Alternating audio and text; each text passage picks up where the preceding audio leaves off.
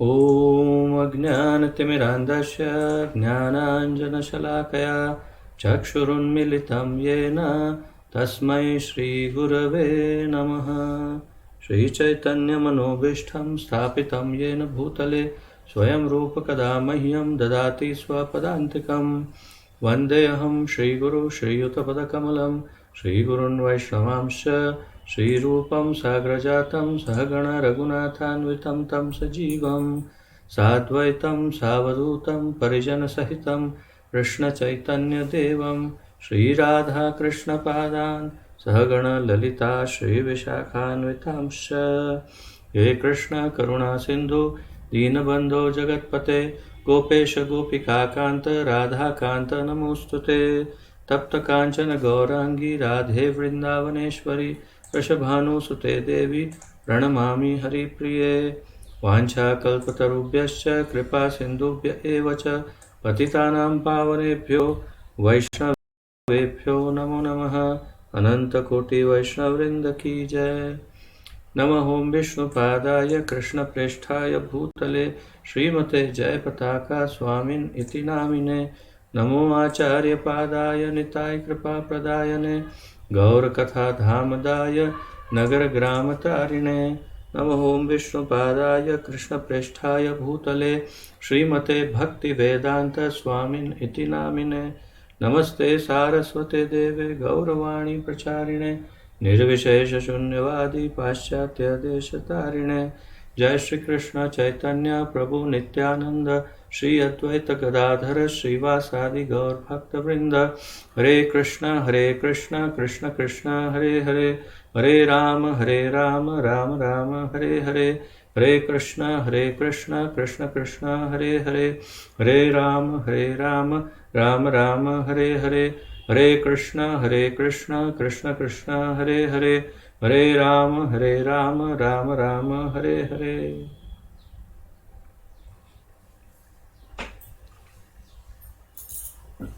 आप सबका बहुत बहुत स्वागत है आज के इस महत्वपूर्ण कार्यक्रम में, जिसके अंतर्गत हम अत्यंत महत्वपूर्ण ग्रंथ जो भगवान श्री चैतन्य महाप्रभु की शिक्षाओं पर आधारित है और हमारे इस्कॉन के संस्थापक आचार्य श्री श्रीमद् अभय चरणारविंद भक्तिवेदांत स्वामी श्रील प्रभुपाद जी द्वारा संकलित है, उसका सम्मिलित अध्ययन कर रहे हैं, जिसका शीर्षक है भगवान श्री चैतन्य महाप्रभु का शिक्षामृत।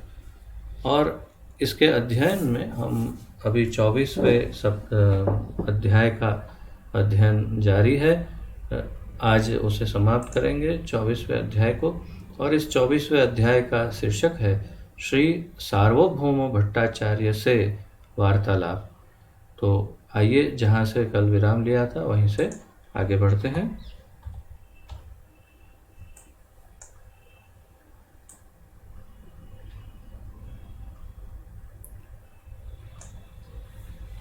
यदि थोड़ा सा रीकैप कर लें तो आप जानते हैं कि हम ये सार्वभौम भट्टाचार्य जी और श्रीमन महाप्रभु के बीच अभी वेदांत सूत्र पर वार्तालाप हो रहा है, और वो भी श्री जगन्नाथ मंदिर में स्वयं भगवान जगन्नाथ के सन्मुख बैठ करके वार्तालाप कर रहे हैं। 7 दिनों तक ये श्रील सार्वभौम भट्टाचार्य ने वेदांत सूत्र की व्याख्या की। 7 दिन तक महाप्रभु कुछ भी नहीं बोले, एक शब्द भी नहीं बोले, और 7 दिन के बाद जब कोई प्रतिक्रिया नहीं की महाप्रभु ने, तो सार्वभौम भट्टाचार्य थोड़े चिंतित हुए और उन्हें पूछ लिया कि आपको कोई तकलीफ है, कुछ आपको समझ में नहीं आ रहा है, या आप कुछ बोल नहीं रहे हैं, या मेरी प्रशंसा भी नहीं कर रहे हैं कि आप इतना अच्छा बोल रहे हैं, तो मैं क्या समझूं इससे, ये मैं थोड़ा सा दुविधा में हूँ, ऐसा पूछने लगे सार्वभौम भट्टाचार्य। और इसके उत्तर में फिर महाप्रभु ने ये स्पष्ट किया कि आपकी जो मायावादी व्याख्या है वो मेरी समझ में नहीं आ रही है। वेदांत सूत्र को तो मैं भली भांति समझता हूँ, परंतु आपकी मायावादी व्याख्या को नहीं समझ पा रहा हूँ। और फिर उन्होंने वास्तविक व्याख्या करना आरंभ किया। अब आगे बढ़ते हैं। अन्य अनेक वैदिक मंत्र असंदिग्ध रूप से स्थापित करते हैं कि परम सत्य दिव्य पुरुष विशेष है। अब ये पर्सनलिज्म और इम्पर्सनलिज्म अंग्रेजी में कहते हैं। तो भगवान एक व्यक्ति है या अव्यक्त निराकार एक बादल की तरह है। जैसे कल हमने उनको एक अच्छा नाम दिया था, गैस। तो वो एक गैस है कि भगवान एक व्यक्ति है। वो अब महाप्रभु अनेक प्रमाणों सहित यहाँ पर प्रस्तुत कर रहे हैं, कह रहे हैं कि अन्य अनेक वैदिक मंत्र असंदिग्ध रूप से स्थापित करते हैं ये परम सत्य दिव्य पुरुष विशेष है, अर्थात कि एक व्यक्ति है। उदाहरण स्वरूप हयशीर्ष पांचरात्र में वर्णन है कि यद्यपि प्रत्येक उपनिषद के प्रारंभ में निर्विशेष वर्णन है, पर अंत में परम ईश्वर भगवान श्री कृष्ण के साकार विग्रह को स्वीकार किया गया है। तो हयशीर्ष ये पंचरात्र नामक जो ग्रंथ है उसमें ये इस प्रकार वर्णन है कि शुरुआत में जब वर्णन का आरंभ होता है तो निर्विशेष, क्योंकि भगवान के 3 रूप हैं, ब्रह्मेति परमात्मेति भगवान इति शब्दते। ब्रह्म सर्वव्यापी ब्रह्म, सबके हृदय में विराजमान परमात्मा, तथा श्री वैकुंठ या गोलोक में निवासी भगवान स्वयं। तो इसलिए सभी शास्त्रों में शुरुआत में हो सकता है कि निराकार उनका जो निराकार रूप है उसका कुछ वर्णन प्रारंभ में हो, परंतु अंत में सभी शास्त्र ये स्वीकार करते हैं कि परम भगवान स्वयं श्री कृष्ण है। जैसा कि हम ईशोपनिषद का हम लोगों ने सम्मिलित रूप से अध्ययन किया था, आपको स्मरण होगा जिन्होंने साथ में किया था अध्ययन, कि उसमें ईशोपनिषद की शुरुआत से कई मंत्रों तक हमने देखा कि एक प्रकार से निर्विशेष लगने वाला वर्णन था, और फिर धीरे धीरे अचानक एक श्लोक आता है जहाँ से जो भाव है वो बदल जाता है, और उसी का यहाँ वर्णन कर रहे हैं महाप्रभु। वही श्लोक बता रहे हैं कि आइए पढ़ते हैं तो कैसे ईशोपनिषद में भी निराकार के वर्णन से धीरे धीरे अचानक साकार तक पहुँच गए ईशोपनिषद, और इस प्रकार सारे ही हमारे शास्त्र इसी प्रकार अपना भाव बदलते हैं, वो बता रहे हैं महाप्रभु। और कह रहे हैं श्री ईशोपनिषद के 15वें में श्लोक में इस प्रकार कहा गया है, हिरण्मयेन पात्रेण सत्यस्यापि हितं मुखं तत् त्वं पूषन्न पावृणो सत्यधर्माय दृष्टये। हिरण्यमयेन पात्रेण सत्यस्य अपहितं मुखम। अपहितम मुखम, आपका मुख दिखाइए, आपका चेहरा किधर है दिखाइए। तत् त्वं उषन्न अपावृणु, उषन्न अपावृणु सत्य धर्माय दृष्टये। तो यहाँ उसका अनुवाद दिया है, हे जीवन के पालन प्रभो। तो जीवों के पालक या जीवन के पालन करता प्रभु, आपका मुख आपकी देदीप्यमान ज्योति से ढका हुआ है। आपकी ही उस ब्रह्म ज्योति से, आपके उस ब्रह्म स्वरूप की वजह से आपका चेहरा ढका हुआ है। कृपया उस आवरण को हटाकर अपने शुद्ध भक्तों के सम्मुख स्वयं को प्रकट कीजिए। तो प्रार्थना कर रहे हैं किसे?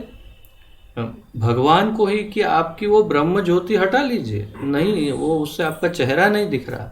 वैसे ही है, अगर आप निराकार ब्रह्म की व्याख्या में उलझ जाएंगे तो भगवान की वास्तविकता, उनका व्यक्तित्व, उनके अत्यंत सुंदर सुमुख का दर्शन नहीं कर पाएंगे, वंचित रह जाएंगे।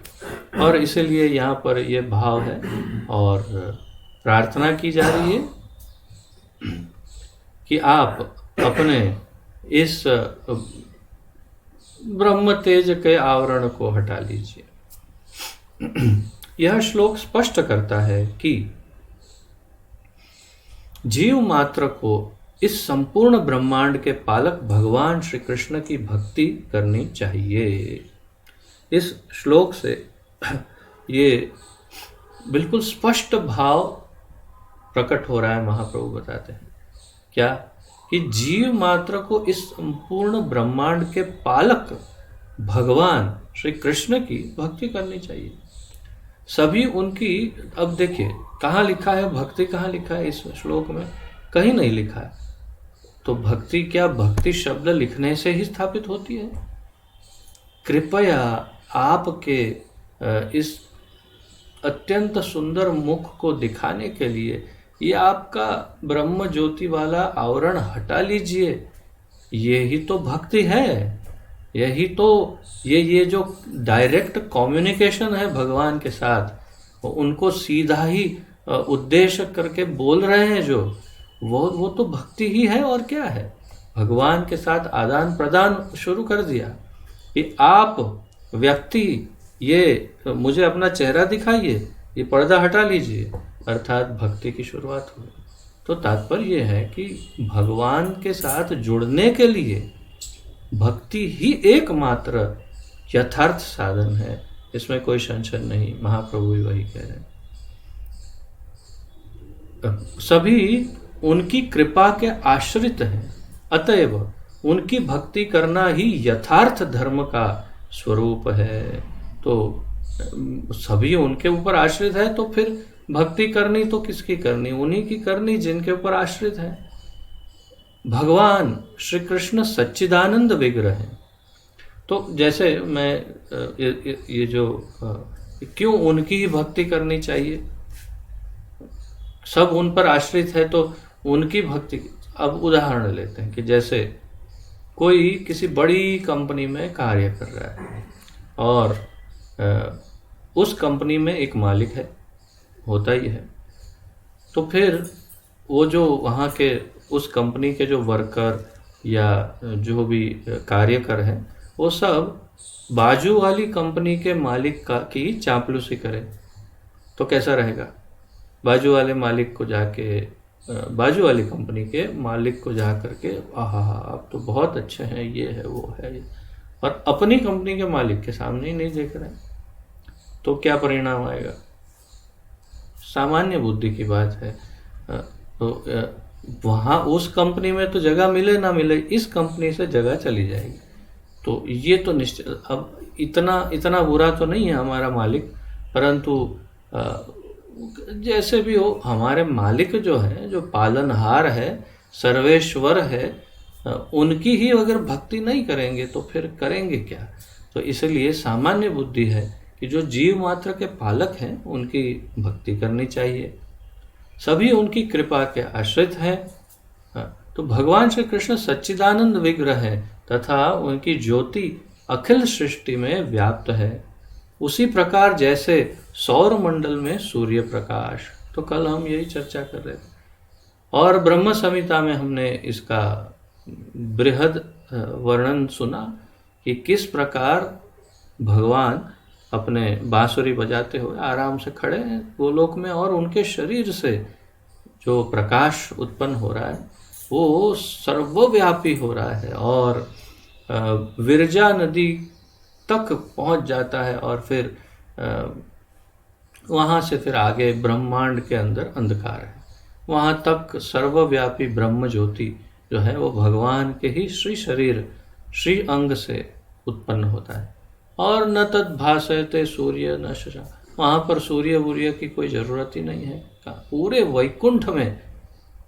वैकुंठ में कहीं एक भी सूर्य नहीं, ज़रूरत ही नहीं है। भगवान के शरीर से इतना प्रकाश उत्पन्न होता है कि न केवल गोलोक बल्कि संपूर्ण वैकुंठ धाम, संपूर्ण वैकुंठ में प्रकाश वहाँ से प्राप्त होता है, और उसे ही ब्रह्म ज्योति भी कहते हैं। और जैसे यहाँ उदाहरण दिया कि जिस प्रकार सूर्य भगवान श्री कृष्ण सच्चिदानंद विग्रह तथा उनकी ज्योति अखिल सृष्टि में व्याप्त है, उसी प्रकार जैसे सौर मंडल में सूर्य, एक सूर्य से सारे ही ग्रहों को प्रकाश प्राप्त हो रहा है। इतना ही नहीं, जितने तारे हैं, जो सारे तारों को भी प्रकाश सूर्य से ही प्राप्त होता है, इसीलिए वे चमकते हैं। तो सूर्य प्रकाश के कारण हम तारों को, ग्रहों को चमकता हुआ देखते हैं। मूल रूप से सूर्य सबको प्रकाश प्रदान करते हैं। तो फिर आप सोचिए कि हमारे ठाकुर जी क्या जो सबको बना सकते हैं, वो पूरे ब्रह्मांड, ये पूरे वैकुंठ जगत में प्रकाश नहीं दे सकते? दे सकते, लेकिन उनका ही ये ऐसा नहीं है कि उनका प्रकाश फिर ब्रह्मांड के अंदर प्रवेश नहीं कर सकता, कुछ वहाँ पर आवरण है जिससे रुक जाता है, ऐसा नहीं। उनकी इच्छा नहीं है, उनकी इच्छा नहीं कि वो ब्रह्म ज्योति का तेज प्रकाश जो है वो ब्रह्मांड में प्रविष्ट हो, और इसलिए यहाँ पर सूर्य को रख दिया है कि सूर्य प्रकाश से सब चले, उनके प्रकाश से नहीं। अब वो उनका प्लान है, उनकी इच्छा है, उनकी गेम है, जैसे खेलना चाहे, हम क्या करें। और इसी जिस प्रकार सूर्य चक्र सूर्य प्रकाश की दुर्बोध ज्योति से आवृत है, उसी प्रकार भगवान श्री कृष्ण का दिव्य विग्रह ब्रह्म ज्योति के दीप्यमान प्रकाश से ढका हुआ है। तो भगवान का शरीर जैसे सूर्य स्वयं, जैसे प्रभुपाद जी कई बार अपने लेक्चरों में बताते हैं, हमने सुना है कि सूर्य लोक में सूर्य देव निवास करते हैं और अनेक जीव वहाँ निवास करते हैं, अनेक, हम अनगिनत, मतलब हम, लेकिन उनके पास ऐसे शरीर हैं जो सूर्य लोक के अनुरूप है, उन्हें गर्मी नहीं लगती। तो सूर्य देव भी है, दिखाई नहीं देते। क्यों? तो एक सबसे मुख्य कारण तो ये है कि सूर्य प्रकाश द्वारा सूर्य देव ढके हुए हैं, और उसी प्रकार भगवान स्वयं अपने शरीर के तेज से, ब्रह्म ज्योति से ढके हुए हैं। इसीलिए यहाँ कहा हिरण्मयन पात्रेण, और फिर उन्हें कहते हैं आप अपना वो तेज हटा लीजिए और मुझे अपने सुंदर मुखारविंद का दर्शन दीजिए। सत्यस्यापिहितम मुखम, सत्यस्य अपहितम मुखम, तो आपके मुख का दर्शन करवाइए। वस्तुतः स्पष्ट है कि भगवान श्री कृष्ण का सच्चिदानंद विग्रह उनसे निकली ब्रह्म ज्योति के देदीप्यमान प्रकाश के भीतर है। तो अब महाप्रभु एक बहुत विशिष्ट सत्य को प्रकाशित कर रहे हैं कि भगवान कहाँ है। भगवान उस ब्रह्म ज्योति के तेज के भीतर हैं। जब ये ब्रह्म ज्योति बिखर जाएगी तब भगवान के दर्शन हो जाएंगे। भगवद गीता के 14वें अध्याय का 27वां श्लोक का प्रमाण भी है कि भगवान श्री कृष्ण का विग्रह ब्रह्म ज्योति का उद्गम है। तो ये बड़ा महत्वपूर्ण श्लोक है और आप सब मुख्य रूप से जो प्रचारक हैं उसे कंठस्थ कर सकते हैं, क्योंकि कभी किसी ब्रह्मवादी, निराकारवादी या विशेष रूप से मायावादी से जब चर्चा हो तो ये श्लोक आप बोल सकते हैं। 14वें अध्याय का 27वां श्लोक, ब्रह्मणो हि प्रतिष्ठाहम् अमृतस्य अव्ययस्य च शाश्वतस्य च धर्मस्य सुखस्य एकांतिकस्य च। ब्रह्मणो ही प्रतिष्ठा अहम, ब्रह्म की प्रतिष्ठा मैंने की है। भगवान कह रहे हैं इस ब्रह्म की प्रतिष्ठा अर्थात उसे बनाया मैंने है। प्रतिष्ठा बनाना या वहाँ पर निरूपण करना, आरोपण करना, और या फिर उसे वहाँ पर बिठाना, उसे प्रतिष्ठा करना कहते हैं। जैसे भगवान की प्राण प्रतिष्ठा, तो ब्रह्म तेज को, ये ब्रह्म ज्योति को या ब्रह्म को मैंने बिठाया है। ब्रह्मणो ही प्रतिष्ठा अहम, और वो कैसा है? अमृतस्य अव्ययस्य, तो अमृत है, अव्यय है, जिसका कभी नाश नहीं होता, शाश्वत है, हमेशा रहता है, शाश्वतस्य च धर्मस्य सुखस्य एकांतिकस्य च, और सुख देने वाला है, जो कैवल्य सुख हम जिसे कहते हैं, जो ध्यानी प्राप्त करते हैं, और इत्यादि। परंतु मूल तत्व क्या है? इस श्लोक का सार सर्वस्व या महत्वपूर्ण सार क्या है? भगवान कहते हैं कि ब्रह्म की प्रतिष्ठा मैंने की है। तो हम इसकी चर्चा इस प्रकार कर सकते हैं कि प्रतिष्ठा करने वाला बड़ा है कि प्रतिष्ठित बड़ा है, बस यही बात है प्रश्न।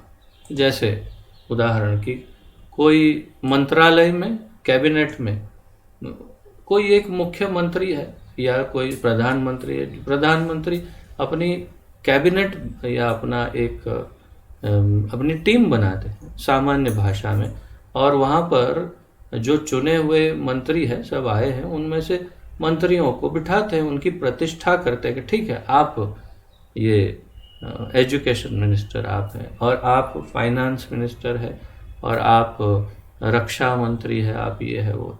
तो इन सब की प्रतिष्ठा प्रधानमंत्री करते हैं, और फिर ये पूरा कैबिनेट चलता है उनका मंत्रालय। तो कौन बड़ा हुआ भाई? तो अगर फाइनेंस मिनिस्टर कहे कि मैं प्रधानमंत्री से बड़ा हूँ, क्यों वो पता नहीं है, परंतु मैं उनसे बड़ा हूँ, तो फिर हम कहेंगे कि नहीं, आपकी मानसिक दशा कुछ ठीक नहीं लग रही है, बीमार लग रहे हो। आपकी प्रतिष्ठा प्रधानमंत्री ने की और आप कह रहे हो आप उनसे बड़े हो? कैसे संभव है? सामान्य बुद्धि से ये संभव ही नहीं।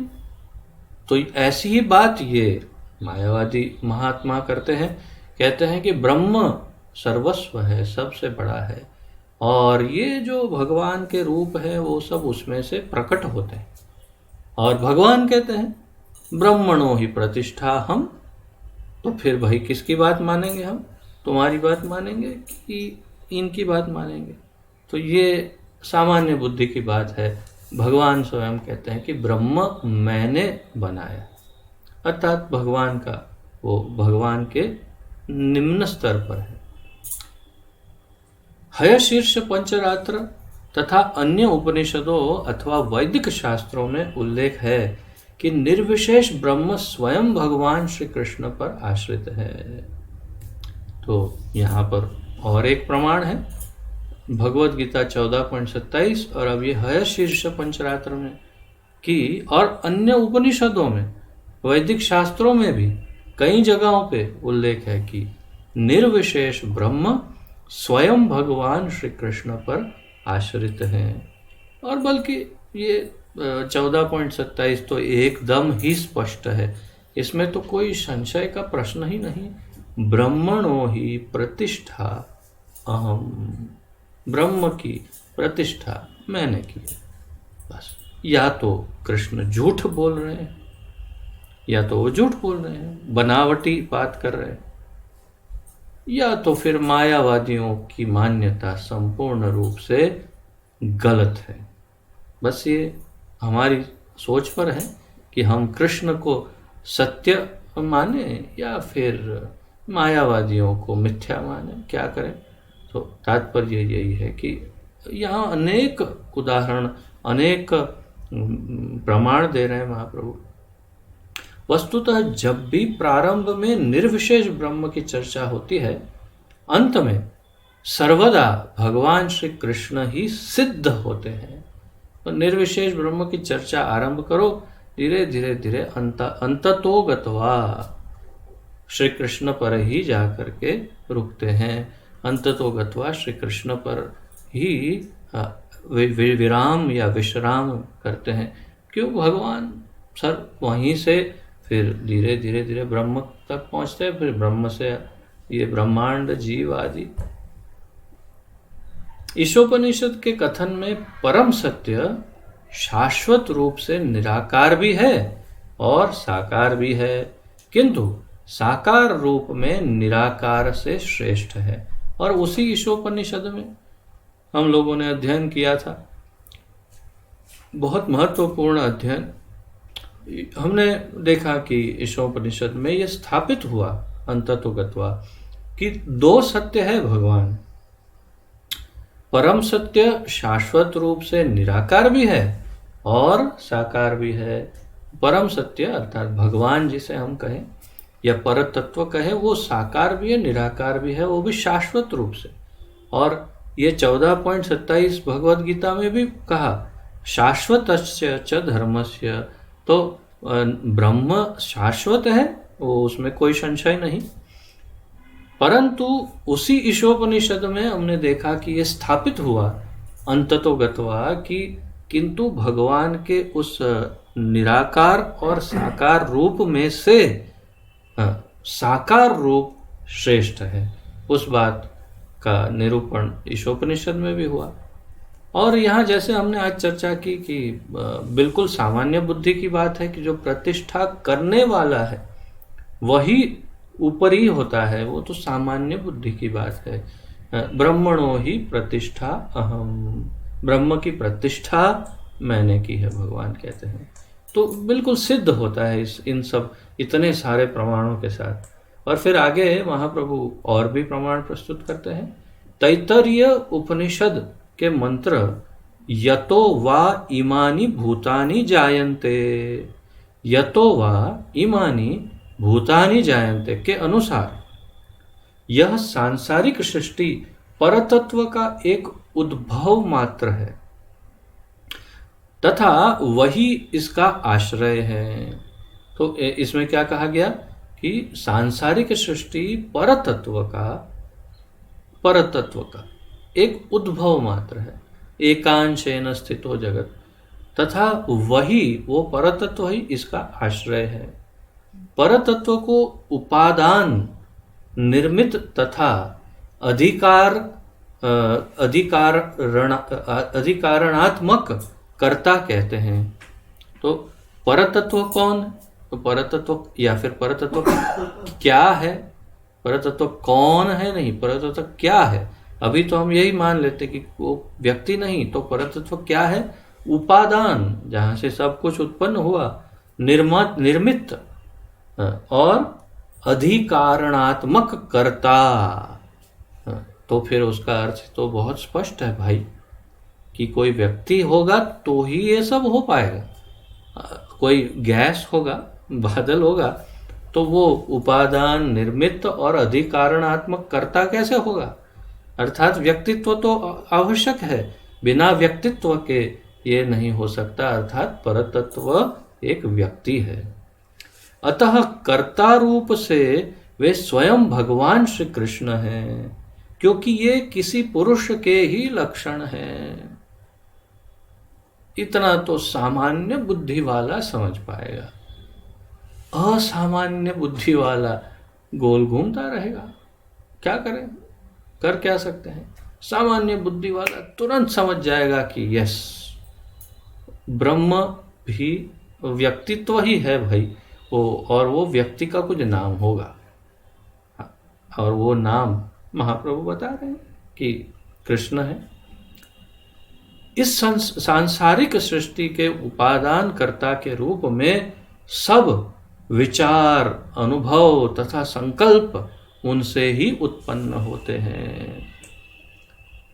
अब ये और एक स्पष्टीकरण, इस सांसारिक सृष्टि के उपादान कर्ता के रूप में सब विचार, सारे अनुभव तथा जितने भी संकल्प हैं, सब कहाँ से उत्पन्न होते हैं? वही परम व्यक्तित्व से ही उत्पन्न होते हैं, जिसे परतत्व कहते हो, वहीं से उत्पन्न होते हैं। विचार, अनुभव तथा संकल्प के अभाव में सांसारिक सृष्टि की व्याख्या तथा रूपरेखा विधान की कोई संभावना नहीं है। अगर संकल्प नहीं, विचार नहीं, अनुभव नहीं, कोई विचार ही नहीं, कि कोई विचार बुद्धि, कुछ विचार ही नहीं, कुछ सीधा मशीन, मशीन की तरह कार्य, बटन दबाओ काम होता है, कोई विचार नहीं, कोई अनुभव नहीं, कोई संवेदना अनुभव कुछ नहीं, तथा कोई संकल्प नहीं, तो फिर इस सांसारिक सृष्टि की व्याख्या तथा रूपरेखा विधान की कोई संभव नहीं, फिर क्या, सांसारिक सृष्टि का कोई मतलब ही नहीं। पुनः फिर से वे कारणात्मक हैं, क्योंकि वे ही संसार के मूल विधाता हैं।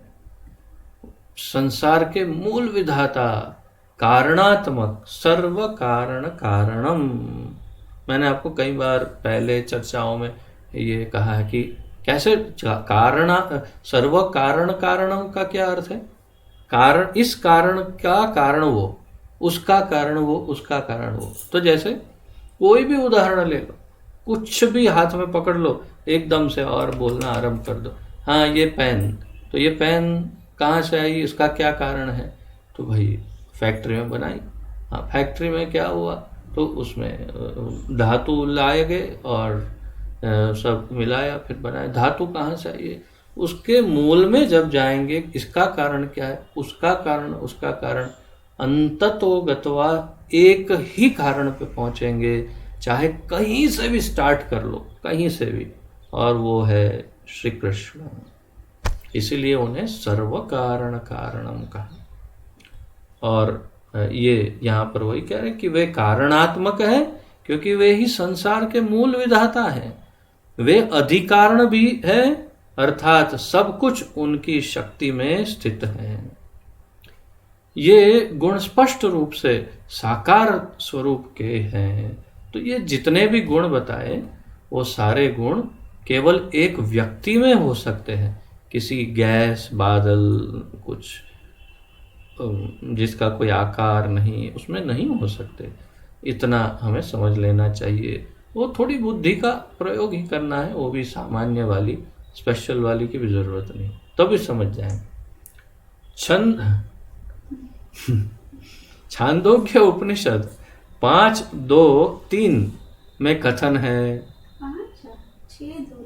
मेरे में 5 लिखा है भाई, हिंदी में 5 लिखा है, हो सकता है 6 में से 5 हो गया हो, तो 6:2-3 भी पढ़ लो अगर छांदोग्य उपनिषद हाथ में आ जाए, और 5:2-3 भी पढ़ लेना, 5.2.3 या 6.2.3 में कथन है कि एक से अधिक हो जाने की इच्छा होने पर परम ईश्वर भगवान श्री कृष्ण प्रकृति का रूपांतर करते हैं। भगवान अकेले, अहम एवा समेवाग्रे नान्यद यद सत असत परम पश्चात अहम यदेतच्च यो वशिष्येत सोऽस्म्यहम्। पहले भी मैं अकेला बैठा था और सब खत्म हो जाएगा तो मैं अकेला ही रह जाऊंगा। तो फिर ये सब क्या है? उसका उत्तर छांदोग्य उपनिषद में इसमें दिया कि अकेले बोर हो रहे थे और उनको लगा कि अरे कुछ एंटरटेनमेंट होना चाहिए, तो एक में से अनेक हो, और उनकी इच्छा है। तो एक से अधिक हो जाने की इच्छा होने पर परम ईश्वर भगवान श्री कृष्ण प्रकृति का रूपांतर करते हैं। जैसे ऐतरेयोपनिषद, ऐतरेय उपनिषद से प्रमाणित है। देखिए कितने प्रमाण, ये इतने प्रमाण कोई सामान्य मनुष्य दे सकता है? संभव है कि इतने सारे, वो भी नंबर के साथ प्रमाण दे रहे हैं? ये केवल भगवान से ही संभव है। इसलिए चैतन्य महाप्रभु ही कर सकते थे ये, क्योंकि सारे वेद तो उनसे उत्पन्न हुए हैं।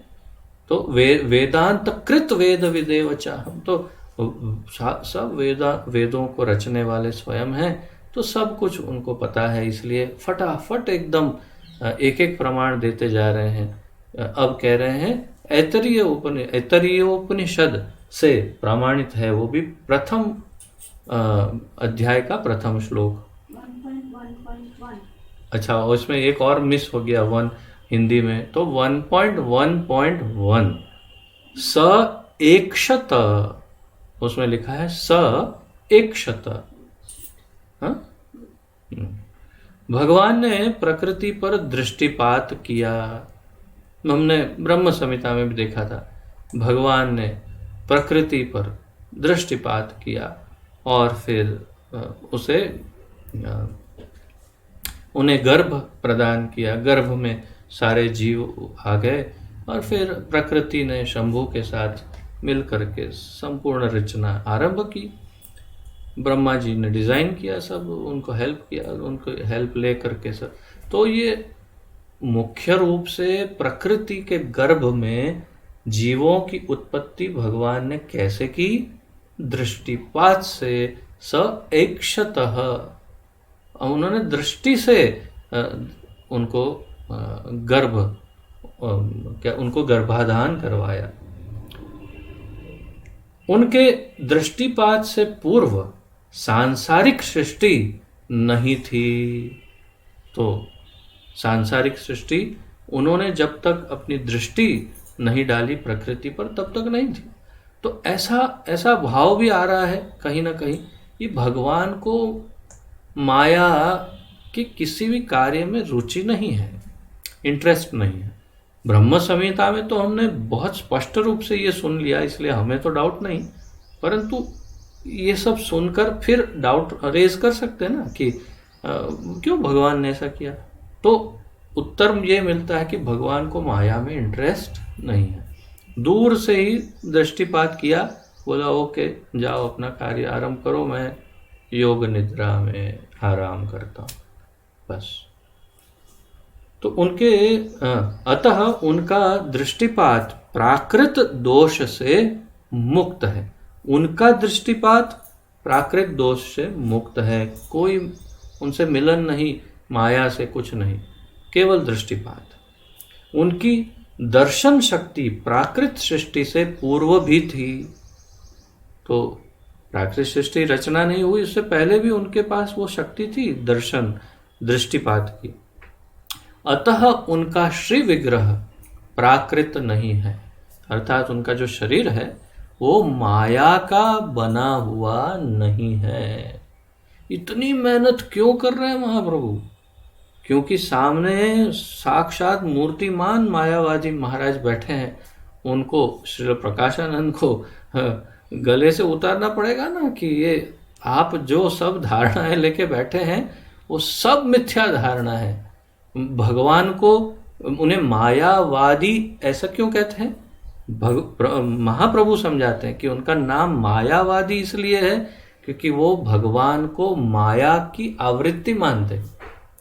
क्या समझते हैं कि कृष्ण राम आदि सब माया की आवृत्ति है और मूल भगवान तो ब्रह्म है जो निराकार एक गैस है। तो इसीलिए महाप्रभु यहाँ बड़ा जोर दे करके कह रहे हैं कि भाई देखो, जिन्होंने दृष्टि डाला और फिर ये पूरी रचना हुई तो उनकी दृष्टि प्राकृत नहीं है। अब जिनकी दृष्टि प्राकृत नहीं है वो स्वयं उनका शरीर प्राकृत कैसे हो सकता है? जब उन्होंने दृष्टि डाली तभी तो प्रकृति से सब उत्पन्न हुआ। और इसीलिए मेरे भाई आप ये व्याख्या छोड़ दो कि भगवान का शरीर प्राकृत है, नहीं है। ये समझा रहे हैं महाप्रभु ने बड़े प्रेम से। उनका चिंतन, अनुभव और संकल्प सभी अप्राकृत है। महाप्रभु कहते हैं उतना ही नहीं, उनका चिंतन, उनका अनुभव, उनका संकल्प, ये सब कुछ अप्राकृत है।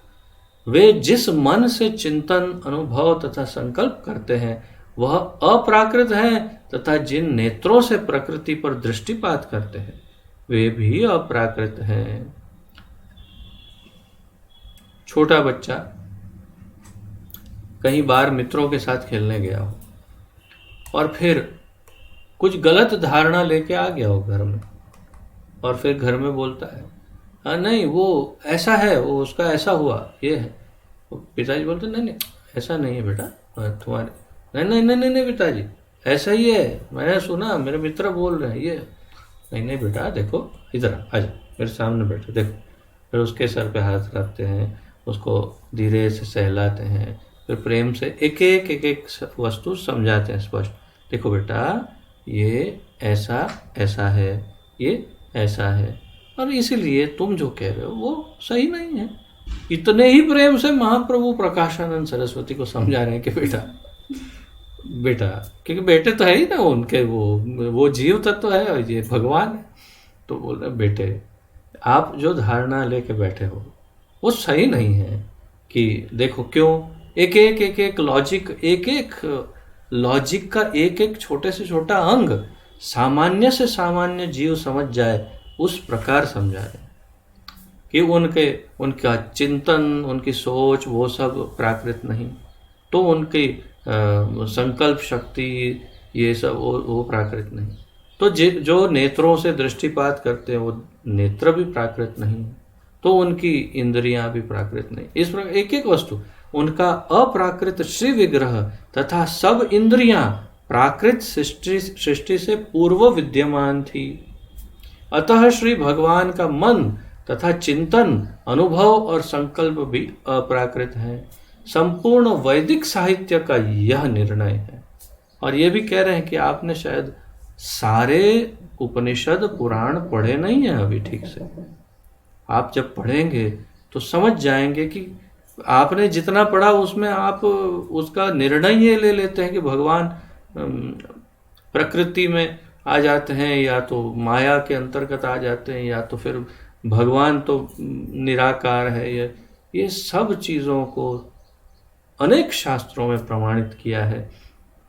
महाप्रभु उन्हें एक एक प्रमाण के साथ सिद्ध कर रहे हैं और बड़े प्रेम से समझा रहे हैं कि उस मिथ्या धारणा को छोड़ दीजिए कि भगवान प्राकृत है, या भगवान अगर प्राकृत नहीं तो कुछ भी नहीं है, एक गैस या बादल या निराकार, ऐसा नहीं है। भगवान बहुत ही स्वयं एक व्यक्तित्व है और बहुत सुंदर व्यक्ति है, और वो है भगवान श्री कृष्ण।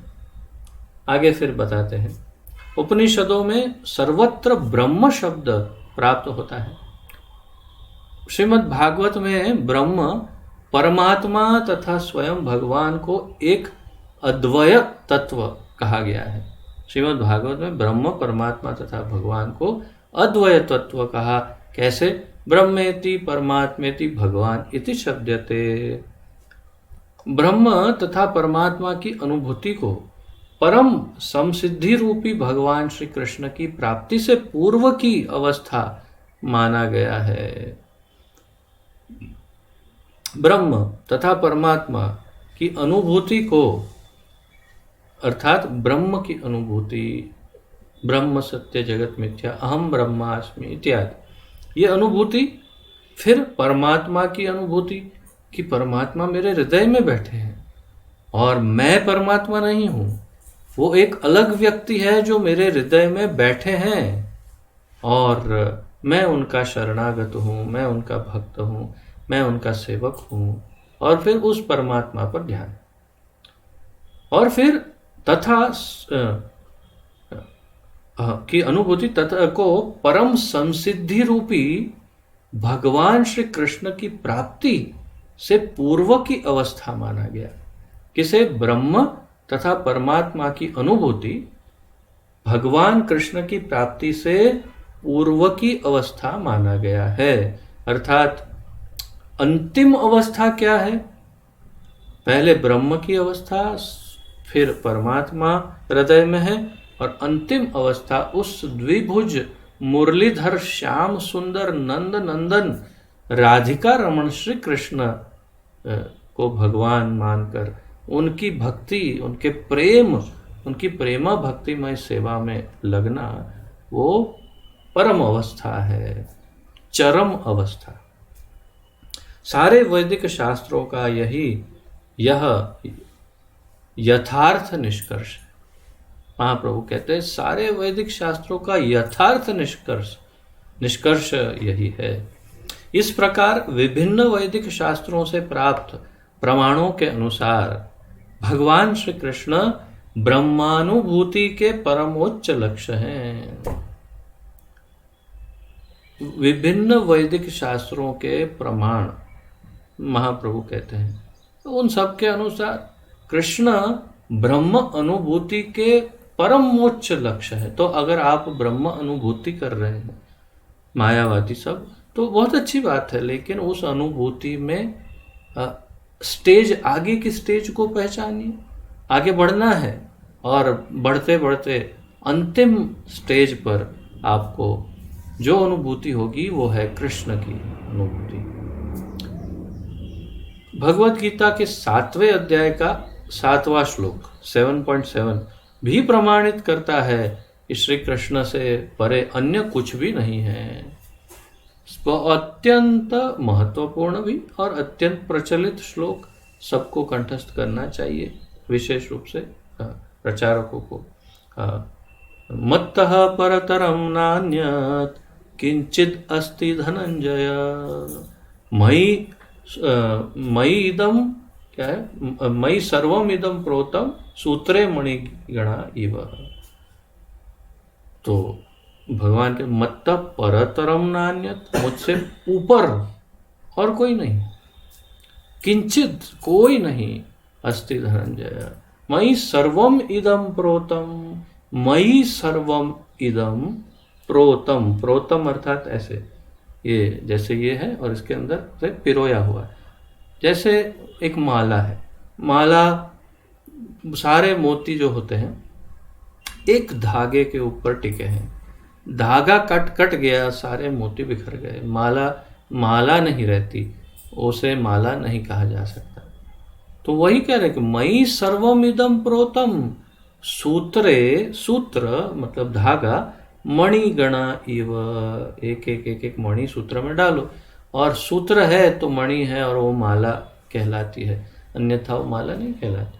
भगवान कहते ये महत्व मेरा है कि मैं अगर सूत्र समान हूँ और अगर मैं नहीं तो ये माला, ये आपकी ये रचना कुछ है ही नहीं, और मुझसे ऊपर भी कोई नहीं। मत्तः परतरम नान्यत्।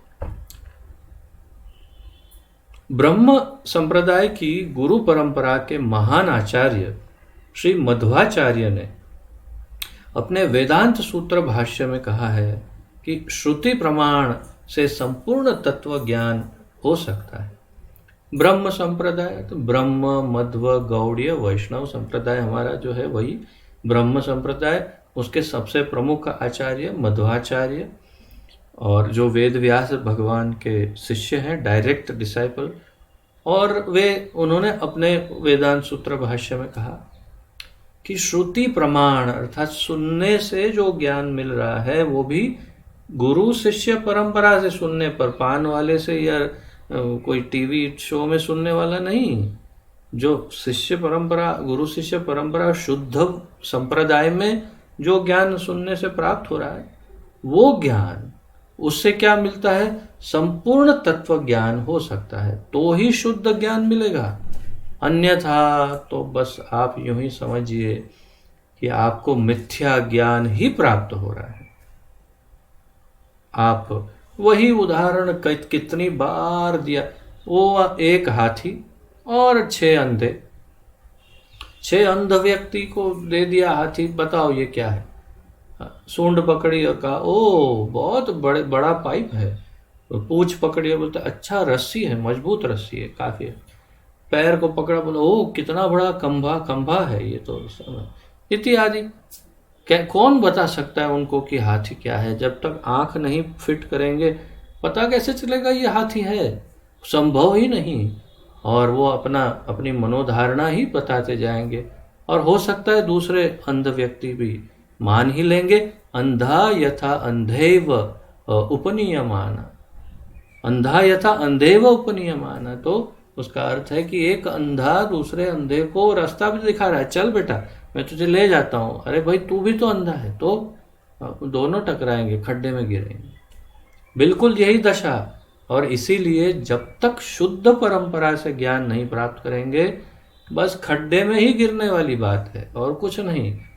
जो पेड़ के नीचे बैठ के, बेंच पे बैठ के यहाँ से वहाँ से ज्ञान प्राप्त कर लिए हैं, या जो अपने तुक्के लगा रहे हैं, स्वतंत्रता सेनानी होकर भगवत गीता लिख रहे हैं, वो सब हमें वही खड्डे में ही डालने वाले हैं, क्योंकि परंपरा से ज्ञान प्राप्त नहीं है। भगवान स्वयं जब तक नहीं बोलते कि मैं क्या हूँ, कैसे समझ सकते हैं कि भगवान क्या है। हमने कल उसका काफ़ी अच्छा वर्णन देखा। अपनी दोषयुक्त इंद्रियों से, जो हमें दोष हैं, 4 प्रमुख दोष, उन दोषयुक्त इंद्रियों से भगवान को हम स्वयं नहीं समझ सकते। और इसलिए ऐसा कोई व्यक्ति दावा करता हो कि जो परंपरा के बिना ही भगवान समझाता हो, तो प्रभुपाद जी उनके लिए बड़े कटु शब्दों का प्रयोग करते हैं। मैं नहीं करना चाहता यहाँ पर। तो आगे उन्होंने स्कंद पुराण से एक श्लोक उद्धृत किया है, जिसके अनुसार किन्होंने, मध्वाचार्य जी ने, और वे कहते हैं ऋक् साम अथर्ववेद तथा महाभारत, पांचरात्र तथा वाल्मीकि रामायण यथार्थ श्रुति प्रमाण है। श्रुति प्रमाण किसे कहते हैं? जो शुद्ध हो, जो परंपरा से प्राप्त हो और जिसमें कोई दोष ना हो और शुद्ध स्वरूप में प्रस्तुत किया हो। तो मध्वाचार्य इतने महत्वपूर्ण आचार्य और इतने शक्तिशाली हैं, आप उनके बारे में शायद गूगल आदि में सुन सकते। उनके ऊपर फिल्म्स भी काफ़ी बनी है मेरे ख्याल से, एक आध तो मैंने देखी है उन पर फिल्म मध्वाचार्य। तो क्या कोई सामान्य व्यक्ति नहीं, अत्यंत शक्तिशाली जीव है वो, और भगवान के पार्षद हैं, और स्वयं वेद व्यास भगवान के शिष्य हैं। और वो कह रहे हैं कि ऋग्वेद, सामवेद, अथर्ववेद तथा महाभारत, पांचरात्र तथा वाल्मीकि रामायण ये यथार्थ श्रुति है, अर्थात इसमें जो ज्ञान है वो शुद्ध है। और भगवत गीता उसी महाभारत का एक अंग है। ये भविष्य पुराण है। सॉरी, भविष्य पुराण इंग्लिश में। आपने स्कंद पुराण नहीं, मैंने स्कंद पुराण कहाँ पढ़ा मैंने। Let me go back. हाँ, उन्होंने Skanda Purana, right. So it's not भविष्य पुराण। ओके, तो अंग्रेजी में भविष्य पुराण लिखा है, जिस श्लोक में ये वर्णन है, और हिंदी में स्कंद पुराण लिखा है। तो ये हो सकता है, संभव है कि जिन्होंने हिंदी अनुवाद किया है, मैं देख रहा हूँ कि उन्होंने काफ़ी दूसरा अध्ययन किया है, अर्थात चैतन्य चरितामृत से भी अध्ययन कर रहे हैं वो जो इसके अनुवादक हैं। तो हो सकता है वो कुछ योग्य बता रहे हो। तो स्कंद पुराण भी हो सकता है या भविष्य पुराण भी हो सकता है, परंतु उसी में से ये श्लोक है जिसमें बताया है कि ऋग्वेद, सामवेद, अथर्ववेद, महाभारत, पंचरात्र और वाल्मीकि रामायण यथार्थ श्रुति प्रमाण है। वैष्णवों द्वारा स्वीकृत पुराण भी श्रुति प्रमाण माने जाते हैं। वैष्णवों ने जिन पुराणों को स्वीकार किया है उन्हें भी श्रुति प्रमाण माना जाता है। वास्तव में इन शास्त्रों में जो कुछ तत्व का वर्णन है उसे तर्क किए बिना परम निष्कर्ष स्वीकार कर लेना चाहिए। महाप्रभु कहते हैं कि इन शास्त्रों में जो दिया है उसे बिना तर्क वितर्क के सब मान लेना चाहिए, क्योंकि हमारी इंद्रियों से हम नहीं, ये तर्क भी नहीं, हमसे संभव नहीं है भगवान समझना। तो जो श्रुति के द्वारा आया है उसे स्वीकार कर लो। ये सब शास्त्र श्री कृष्ण को स्वयं भगवान घोषित करते हैं। जैसे कि कल हमने अर्जुन का वो श्लोक देखा था, जो भगवत गीता के कौन सा अध्याय था,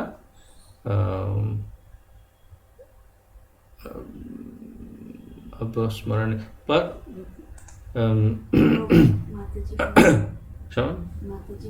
माता जी बोल रही। अच्छा, हाँ माता जी बोलिए, कौन से श्लोक? 10.12 10.12 परम ब्रह्म परम धाम पवित्रम परमम भवान। तो वो 10.12 में भगवान कहते हैं, अर्जुन कहते हैं कि आप पर ब्रह्म परमेश्वर हो, और फिर ये प्रमाण भी प्रस्तुत करते हैं कि मैं अकेला नहीं कह रहा हूँ, ये असित, देवल, व्यासदेव और स्वयं देवर्षि नारद कहते हैं, और आप स्वयं भी कह रहे हो और मैं भी कह रहा हूँ और हम सब कह रहे हैं कि आप ही पर ब्रह्म हो। तो इसलिए यहाँ अंत में कहा, ये सब शास्त्र श्री कृष्ण को स्वयं भगवान घोषित करते हैं। अब हम आगे बढ़ते हैं अगले अध्याय पर, अध्याय नंबर 25। वास्तव में ये सब कंटिन्यूएशन में ही है, वही श्रील सार्वभौम भट्टाचार्य से ही वार्तालाप जारी है, परंतु विषय थोड़ा परिवर्तित होने से प्रभुपाद जी ने उसे एक अलग अध्याय के रूप में प्रस्तुत किया है, परंतु वही चर्चा चल रही है आगे। तो अध्याय 25, भगवत प्राप्ति तथा ब्रह्मानुभूति। भगवत प्राप्ति तथा ब्रह्म अनुभूति, तो ब्रह्म की अनुभूति कैसे हो या भगवान की प्राप्ति कैसे हो, ये इस विषय पर।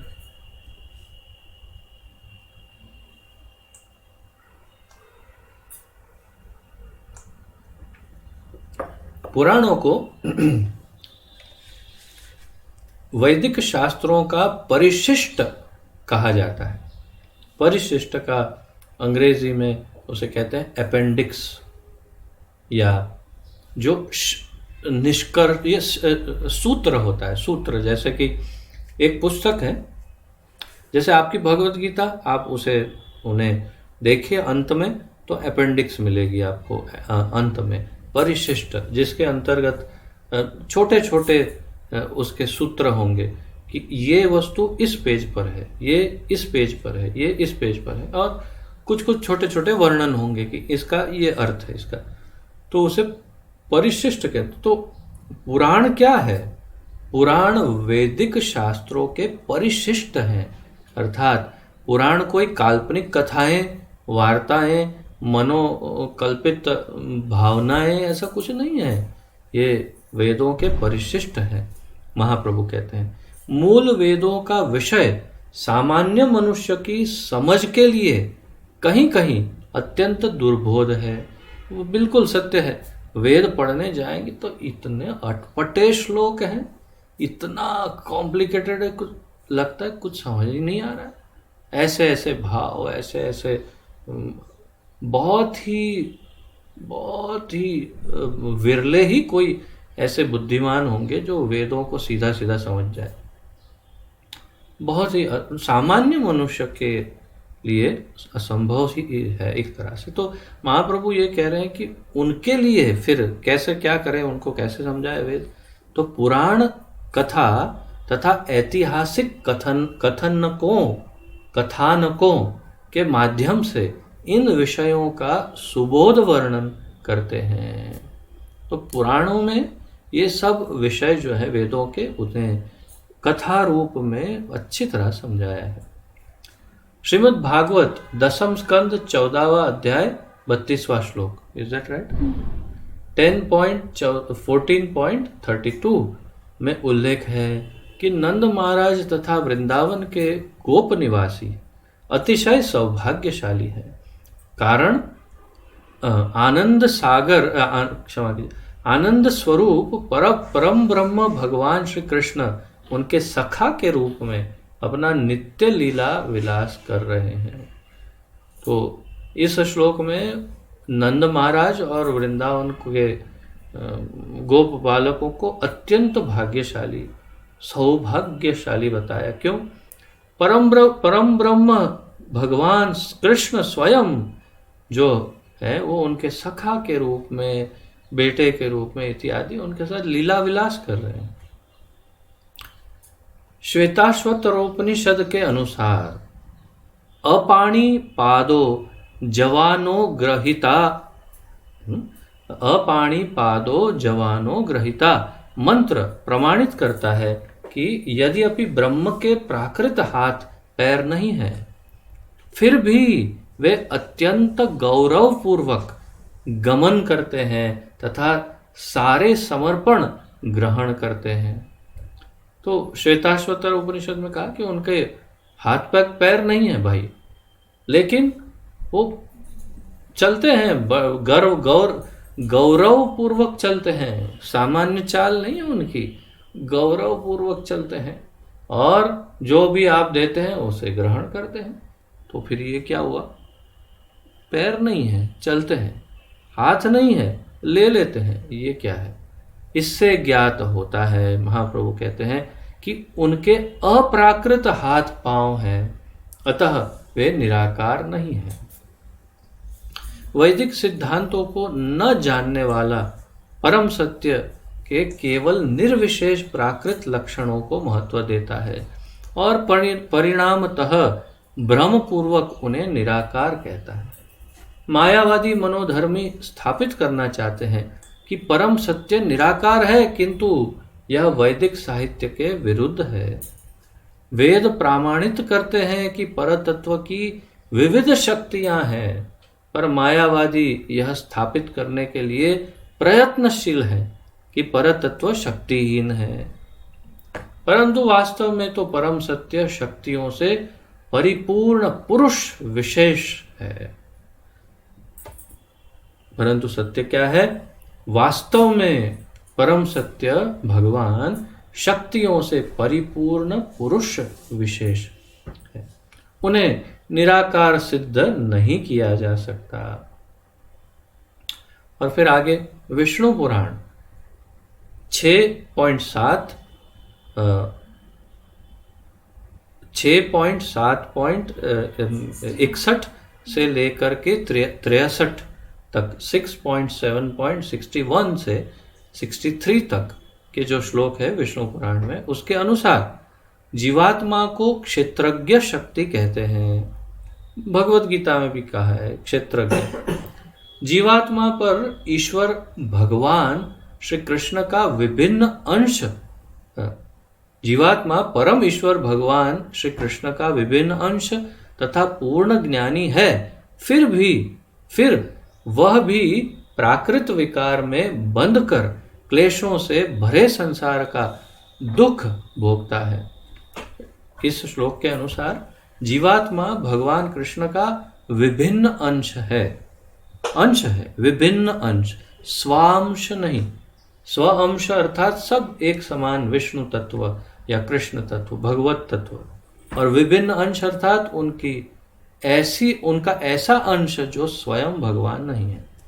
तो वो विभिन्न अंश है और पूर्ण ज्ञानी है मूलतः, अर्थात जीवात्मा स्वरूप में ज्ञानी है, पूर्ण ज्ञानी कि भगवान कौन है, मैं कौन। फिर भी प्राकृत विकार में बंध कर, प्रकृति के अंदर आकर के, उसके आवरण में बंधकर क्लेशों से भरे संसार का दुख भोगते हैं। इस क्लेशों के भरे संसार में दुख भोगते हैं। भगवान भगवत गीता में भी यही कहते हैं, ममे वंशो जीवलोके जीवभूतः सनातनः मन षष्ठानि इंद्रियाणि प्रकृतिस्थानि कर्षति। दुख भोगते हैं यहाँ आकर जीवात्मा।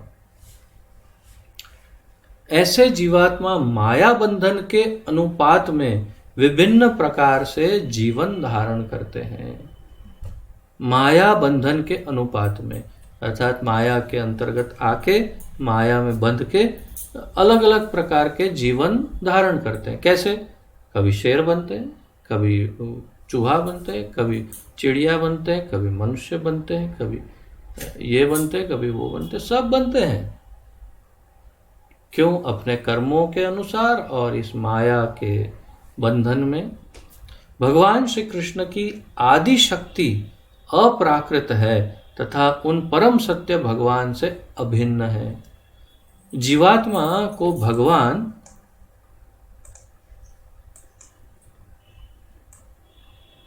श्री कृष्ण की तटस्था शक्ति तथा प्राकृत माया शक्ति को अपरा कहते हैं। तो ये विषय तो आप सहस्रों बार शायद सुन चुके हैं, कई बार, अनेकों बार, कि भगवान की 3 मुख्य शक्ति, अंतरंगा, तटस्था और बहिरंगा। अंतरंगा शक्ति श्रीमती राधा रानी, आह्लादिनी शक्ति, आह्लादिनी, तटस्था शक्ति जीव शक्ति, और बहिरंगा शक्ति प्रकृति, माया, दुर्गा इत्यादि जो कहते हैं। तो श्री कृष्ण की तटस्था शक्ति तथा प्राकृत माया शक्ति को अपरा कहते हैं। प्राकृत उन्मत्तता के कारण तटस्थ जीवात्मा जड़ माया शक्ति में बनता है। तो प्राकृत उन्मत्तता के कारण, प्राकृत पागलपन के कारण, अब जैसे आप लोगों ने अनुभव किया होगा, कभी कोई बहुत ही सुंदर नई गाड़ी देखते हैं, कोई नवयुवक, छोटे छोटे बच्चे या 16-17 वर्ष के नवयुवक जो, तो अरे एकदम पागल हो जाते, क्या गाड़ी है यार देख, अरे वाह क्या मस्त गाड़ी है देख, और एकदम उन्मत्त हो जाते। तो बस वैसे ही हम जीवात्मा इस प्राकृत दशा में ऐसे पागल बन गए हैं, और उसके कारण तटस्थ जीवात्मा जड़ माया शक्ति में बंध जाता है। बस ये पागलपन, अरे क्या यार इसमें बहुत मजा है, ये प्रकृति को मजा करो, आ जाओ अंदर, डूबते हैं, घुस गए। बस ऐसा होने पर उसे अपना अप्राकृत महत्व विस्मृत हो जाता है। ऐसा होने से उसका जो अपना स्वयं का महत्व है, स्वरूप है, जीव का जो मूल स्वरूप है, वो सब भूल जाता है। माया से स्वयं को एक समझता है और इस कारण त्रिविध ताप भोगता है। त्रिविध ताप, अधिदैविक, अधिआत्मिक, अधिभौतिक। ऐसे प्राकृत दोष से मुक्त होने पर ही वह अपने यथार्थ स्वरूप में स्थित हो सकता है।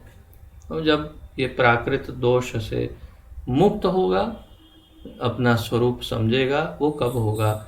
जब योग्य गुरु की शरण में जाके ठाकुर जी के चरणों का आश्रित हो जाएगा और फिर माया को तर जाएगा, तो फिर ही वो अपने स्वरूप में स्थित होगा। हम सब जीवों का एकमात्र ध्येय उस अपने स्वरूप में स्थित होना है।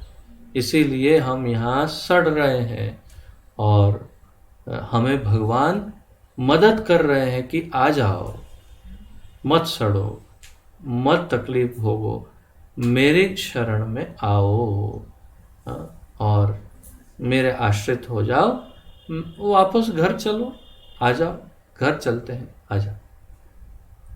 कई बार ये उदाहरण दिया है मैंने कि जैसे घर से बच्चा चला गया, पिता गया उसके पास, समझाता है बेटे घर वापस आ जा।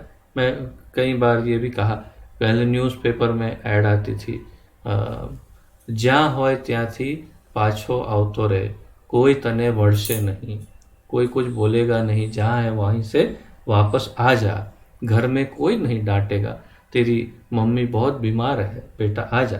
तो ऐसे ही इसी प्रकार से बेचारा पिता आया है, स्वयं आया है कहने, आजा बेटा घर पे आ जा, चल आजा, कोई बात, कोई बोलेगा नहीं, कुछ नहीं, तो तूने जो पाप किए वो सब पाप 0-0, चल आजा आजा, सर्वधर्मान परित्यज्य, हम तो हम सर्व पापे व मोक्षयिष्यामि, आजा आजा आजा आजा बेटा। तो इसमें से जो बुद्धि वाले बेटे हैं वो चले जाएंगे और जा ही रहे हैं। बहुत लंबी लाइन चल रही है, कहीं वैष्णव जा रहे हैं, कहीं भक्त जा रहे हैं, और हमें भी उनमें से एक होकर चले जाना चाहिए। इसे माया को छोड़ देना चाहिए। वैदिक शिक्षा है कि जीवात्मा तथा भगवान श्री कृष्ण के स्वरूप एवं उनके पारस्परिक संबंध में माया की स्थिति का ज्ञान आवश्यक है। तो हमें ये माया का ज्ञान होना जरूरी है कि हमारा और भगवान का क्या संबंध है और माया का क्या रोल है, वो ज्ञान होना चाहिए। सर्वप्रथम परम ईश्वर भगवान श्री कृष्ण का स्वरूप जानना चाहिए। महाप्रभु कहते हैं ज्ञान में कैसे ज्ञान की जरूरत है, तो पहले ये जानो कि भगवान का स्वरूप क्या है। भगवान श्री कृष्ण का श्री विग्रह सच्चिदानंदमय है, उनकी अप्राकृत शक्ति का भी सच्चिदानंदमय विभाजन है। तो हम सब शक्तियों का भी हम सब जो हैं वो भी सच्चिदानंदमय। आनंदमय स्वरूप में उनकी ह्लादिनी शक्ति स्थिति है तथा चित्त स्वरूप से सर्व कारण कारण परम ज्ञान स्वरूप है। तो एक एक फिर क्या जानना चाहिए वो बता रहे हैं, और फिर जानकारी भी स्वयं भगवान महाप्रभु ही दे रहे हैं कि लो जानकारी लो कैसे है। तो भगवान श्री विग्रह उनका सच्चिदानंदमय है, उनकी अप्राकृत शक्ति भी सच्चिदानंदमय है, और फिर आनंदमय स्वरूप में उनकी आह्लादिनी शक्ति अर्थात अंतरंगा शक्ति, और जिसे हम श्रीमती राधा रानी स्थित है तथा चित्त स्वरूप से सर्व कारण परम ज्ञान स्वरूप है। तो हमने पहले एक बार ये भी चर्चा की थी कि अंतरंगा शक्ति के 3 विभाजन हैं। अंतरंगा शक्ति के संवित, संधिनी और लादिनी। जो अंतरंगा शक्ति है उसके 3 हिस्से हैं, संवित, संधिनी और लादिनी।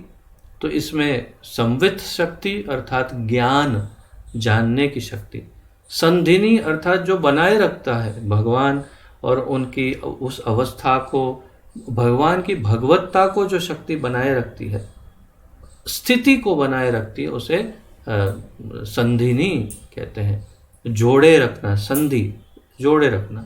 और आह्लादिनी जो भगवान को नित्य आनंद प्रदान करती है, वो शक्ति है आह्लादिनी शक्ति। तो यहाँ पर ये बताया कि उनकी चित्त स्वरूप से सर्व कारण परम ज्ञान स्वरूप है, तो वो है संवित शक्ति। यथार्थ में कृष्ण शब्द उसी परम ज्ञान का द्योतक है। तो वो जो परम ज्ञान है भगवान का, उसका उसी यथार्थ में कृष्ण शब्द उसी परम ज्ञान का द्योतक है। अर्थात परम ज्ञान क्या है? कृष्ण शब्द ही परम ज्ञान है। कृष्ण शब्द में ही सारा ज्ञान समाहित है। परम ज्ञान उसी शब्द में समाहित है। स्वयं भगवान श्री कृष्ण सारे ज्ञान, आनंद एवं नित्यत्व के भंडार हैं। भगवान श्री कृष्ण का परम ज्ञान त्रिविध शक्तियों में प्रकाशित है, अंतरंगा, तटस्था और बहिरंगा। अपनी अंतरंगा शक्ति द्वारा वे दिव्य उपकरणों सहित अपने में स्वयं में स्थित हैं। तटस्था शक्ति द्वारा जीवात्मा रूप से प्रकट है तथा बहिरंगा शक्ति द्वारा माया के रूप में प्रकाशित होते हैं। महाप्रभु कितनी माइक्रो डिटेल दे रहे हैं, एकदम हमारा ज्ञान एकदम क्लियर कर रहे हैं, स्पष्ट। भगवान की 3 मुख्य शक्तियां हैं जिसमें वे प्रकाशित होते हैं, अंतरंगा, बहिरंगा। अंतरंगा तटस्था, बहिरंगा, अंतरंगा, बहिरंगा और बीच में तटस्था। अंतरंगा शक्ति से और उसके दिव्य उपकरणों सहित स्वयं में स्थित रहते हैं और आनंद करते हैं। तटस्था शक्ति द्वारा जीवात्मा के रूप में प्रकट होती है उनकी शक्ति, और बहिरंगा माया के रूप में प्रकाशित होती है। तो बहिरंगा शक्ति माया बनती है, अंतरंगा शक्ति तटस्था शक्ति जीवात्मा बनती है, और अंतरंगा शक्ति वास्तव में राधा रानी बनती है। प्रत्येक शक्ति युक्त प्रकाश का आधार है नित्यत्व, आनंद, शक्ति तथा पूर्ण ज्ञान।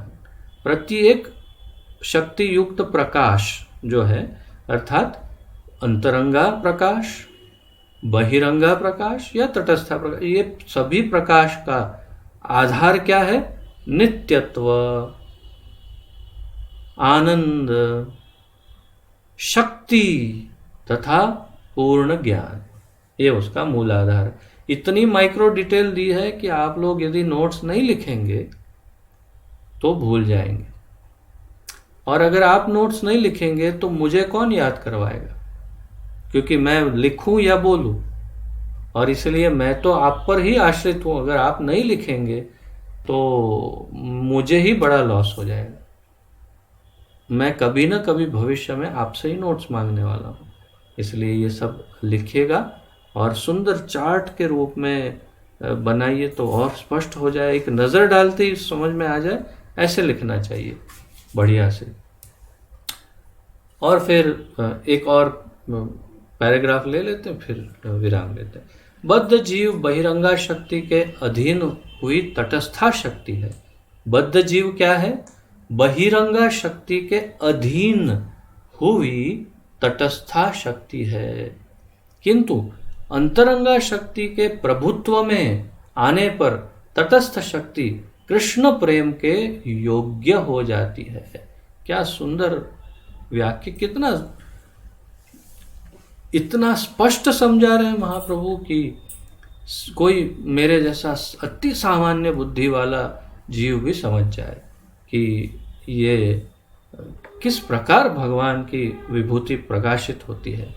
तो भगवान की 3 शक्तियों में तटस्थ शक्ति जब बहिरंगा शक्ति के संपर्क में, माया के संपर्क में आती है तो सब भूल जाती है, और जब अंतरंगा शक्ति आह्लादिनी शक्ति या राधा रानी के प्रभाव में आती है, ये तटस्था शक्ति अर्थात हम जीव, तब कृष्ण प्रेम के योग्य हो जाती है। तो हमें कृष्ण प्रेम तब जागृत हो सकता है जब हम श्रीमती राधा रानी की शरण ग्रहण करते हैं। श्रीमती राधा रानी की जय। इसीलिए ये पूरा ब्रज राधे राधे बोलता है, कृष्ण का नाम भी नहीं लेता, क्योंकि राधा रानी के आश्रय में ही वो कृष्ण को समझ पाएंगे या उनके प्रति प्रेम जागृत कर पाएंगे।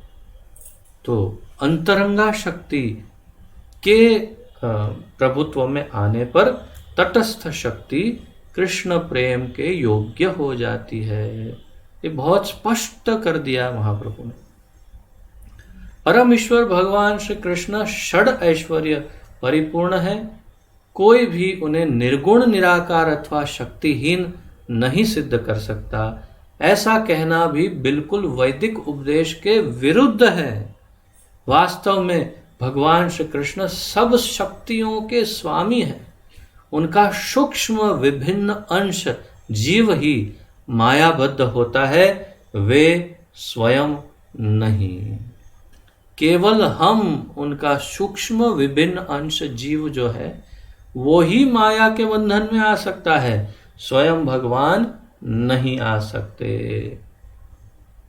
और मैं आकर्षित हो रहा हूँ एक और पैराग्राफ के लिए, बहुत समय हो रहा है, परंतु मुंडक उपनिषद और श्वेताश्वतर उपनिषद का एक श्लोक है, परंतु कोई बात नहीं, चलिए कल करेंगे, कल वहीं से आरंभ करेंगे। बहुत सुंदर श्लोक है, कंठस्थ भी कर सकते हैं। कल वहीं से आरंभ करेंगे, आज यहीं पे आराम करते हैं।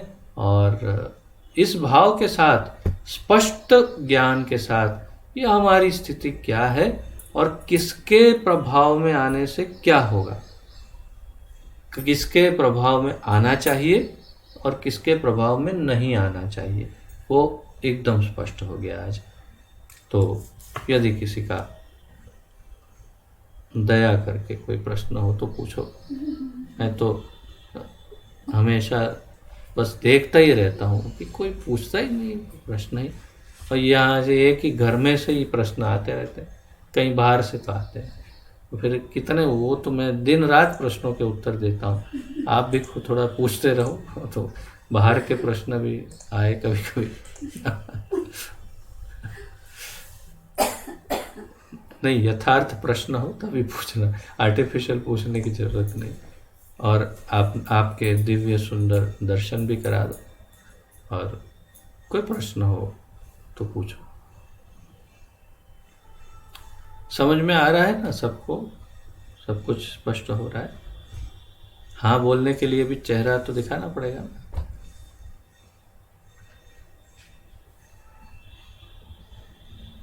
ठीक है।